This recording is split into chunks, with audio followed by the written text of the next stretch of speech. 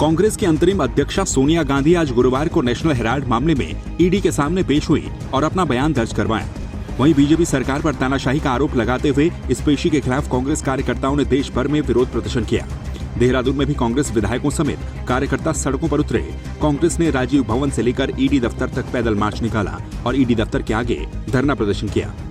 इस मौके पर नेता प्रतिपक्ष यशपाल आर्य और करण माहरा ने बीजेपी सरकार पर केंद्रीय एजेंसियों का दुरुपयोग करने और कांग्रेस को प्रताड़ित करने और डराने धमकाने का आरोप लगाए हैं। कांग्रेस का कहना है कि केंद्र सरकार के खिलाफ जब भी विपक्ष आवाज उठाता है तो बीजेपी सरकार केंद्रीय एजेंसियों का दुरुपयोग करके उनको प्रताड़ित करने का काम करती है, लेकिन वो अब पीछे हटने वाले नहीं हैं। विपक्ष की आवाज़ को दबाने के लिए खासकर जो मोदी और अमित शाह के खिलाफ बोलते हैं उसमें ईडी और सीबीआई का दुरुपयोग कर रही है।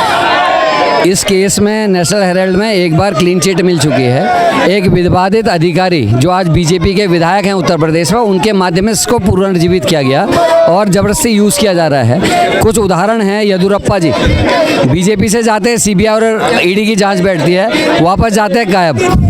नारायण राणे महाराष्ट्र के मुख्यमंत्री बीजेपी छोड़ते हैं, सीबीआई और ईडी की जांच बैठती है, वापस बीजेपी में जाते हैं, पता नहीं क्या हुआ।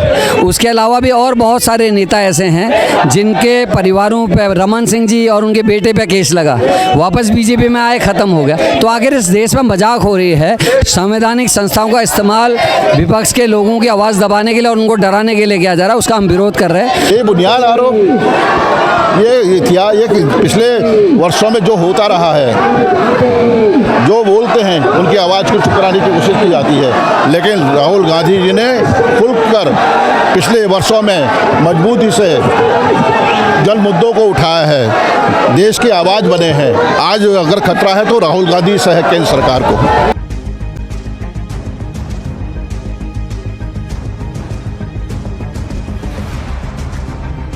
कांग्रेस उपाध्यक्ष सूर्यकांत धस्माना और पूर्व विधायक नरेंद्र नगर ओम गोपाल रावत ने सरकार पर निशाना साधते हुए कहा कि केंद्र में बैठी बीजेपी की सरकार ईडी समेत गैर सरकारी संस्थाओं का दुरुपयोग कर रही है। उन्होंने कहा कि कांग्रेस आज जनता की आवाज बन चुकी है, जिसे दबाने की कोशिश की जा रही है। जनता के मुद्दे उठा रही है कांग्रेस पार्टी, उनको भटकाने के लिए जो है ईडी और सीबीआई और अन्य अपने इनकम टैक्स और अन्य तमाम जो एजेंसियां हैं उनका सहारा लेकर जो है इस आवाज़ को दबाने की कोशिश कर रही है, जो कि वो बहुत गलत फहमी में है। भारत सरकार ये आम जनता की आवाज़ बन चुकी है आज कांग्रेस, और जब तक जो है इस देश में पूरी तरह से पूर्ण रूप से स्वराज नहीं आ जाता, जैसे 2014 से पहले जो भारत था उसकी जो अपेक्षा जो लोगों ने इनसे करी थी, लेकिन ये जो है उस पर खरे नहीं उतार पाए और उल्टा सिर्फ विपक्ष की आवाज़ को दबाने के लिए इन तमाम संस्थाओं का जो है दुरुपयोग कर रही है, जिसके जो आज ईडी के जो समन भेजा था माननीय सोनिया गांधी जी को, उसी के विरोध स्वरूप आज यहाँ पर तमाम कांग्रेस जन यहाँ पर पहुँचे हुए हैं और आज उनके साथ पूरा देश खड़ा है। वो जनता की आवाज़ को उठाते रहें और जो है आम जनता, कांग्रेस जन तो थे ही थे, लेकिन आज आम जनता भी कांग्रेस पार्टी के साथ खड़ी है और वो आपको दिख ही रहा है, कितना हुजूम यहाँ जन सैलाब आपको दिख रहा है। गुस्सा है, आम जनता में गुस्सा है, महिलाओं में गुस्सा है, नौजवान में गुस्सा है, किसान में गुस्सा है, बेरोजगार में गुस्सा है। देश की उस पार्टी की राष्ट्रीय अध्यक्ष को, जिसका जंग आज़ादी का इतिहास है और आज़ादी के बाद इस देश को खड़ा करने का इतिहास है, उस पार्टी की राष्ट्रीय अध्यक्ष की आवाज़ दबाने के लिए आप ईडी का दुरुपयोग करेंगे, सीबीआई का दुरुपयोग करेंगे, इनकम टैक्स का दुरुपयोग करेंगे, पुलिस का दुरुपयोग करेंगे। अरे कांग्रेस के कार्यकर्ता अंग्रेजों से नहीं डरे, तुमसे क्या डरेंगे?